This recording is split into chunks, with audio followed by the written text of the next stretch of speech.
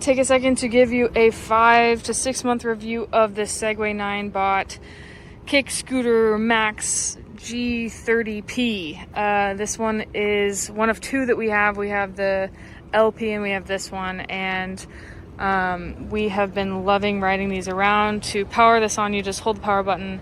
Sorry, it's flashing, but this is your speed, and then your mode, and then your battery indicator. And so you just double click to switch modes. We typically keep it on sport mode, but this is your bell, this is your throttle here, and then this is the piece that latches down when you fold it, and your brake. And then you just hold your light down, your power button down to turn the light on. So having a headlight is super nice and important, obviously. And then also the brake light flashes when you pull the brake. So all good safety components of this. And then the plug-in is just down here. A very nicely protected plug-in port for sure. This doesn't have shock absorption, like shock springs built in, but we have tried some scooters that my sister got. One is the tires. They're both of those are tires that don't have air, so you can't pop your tires, whereas this one has tubes in the tire that if you ran over glass or something that you could pop.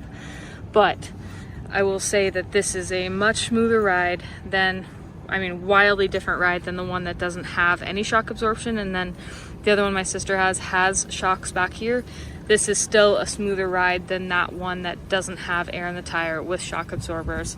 So it makes for a very smooth ride. This is going to be more similar to some of the scooters that you could rent on the street. Not quite as smooth because the tires aren't as big, but it is a very smooth ride, and that's ultimately kind of why we chose these Ninebots. One of the main reasons we're willing to maybe deal with a little bit of maintenance. We just blew up the air today in the tires because we're used to it and we're okay with that. So that was kind of a choice we made. But if you really don't want to ever do any maintenance on the tires, you may want to go with the airless tires. But yeah, weighing 250 pounds, this has no problem getting up to 19 miles an hour pretty quickly.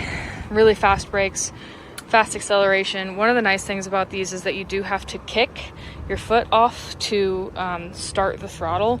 So like sitting here, you can't just hit the throttle and have it take off, which is kind of a nice safety feature, both for you if you're on here and accidentally hit it, it's not going to throttle you forward, or if a kid comes up to it and does that, they have to kick off and like be ready. Anyone who gets on here has to be ready before they hit the throttle. So that's a nice safety feature.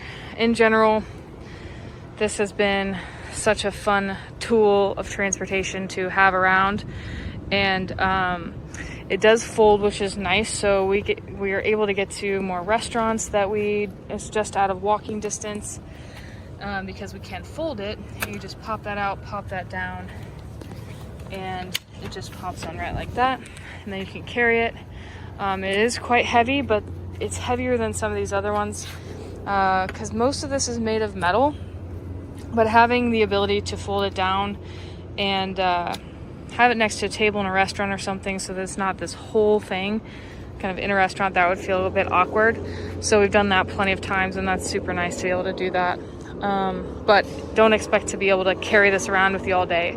It weighs a lot, but carrying it upstairs, carrying it up into a doorway to a friend's house or something, totally manageable. Yeah, this thing has just been awesome. We probably researched 150 scooters before we landed on the Segway Ninebots, and definitely worth the investment. Just really solid components, and just feels like a really sturdy build that's going to last us a really long time. So can definitely recommend.